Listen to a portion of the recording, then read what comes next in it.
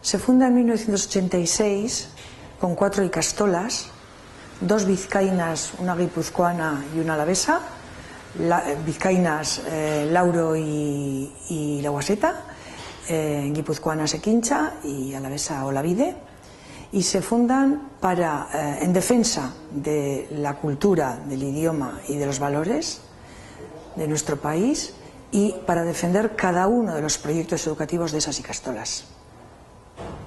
Posteriormente a este grupo se incorporan las 6 ikastolas diocesanas y luego otras 2 guipuzcoanas, y ya en este momento somos 12 ikastolas.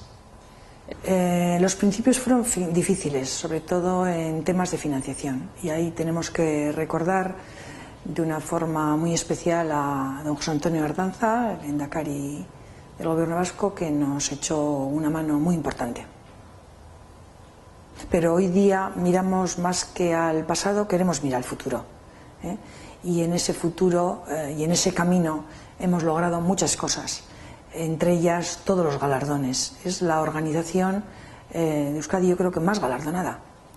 Tiene 2 AUAR, tiene 2 PRIZE, tiene 3 Qs oros, tiene 7 Q platas y tiene 2 premios del Ministerio de Educación. No existe una organización con este volumen de premios a su gestión y a su calidad.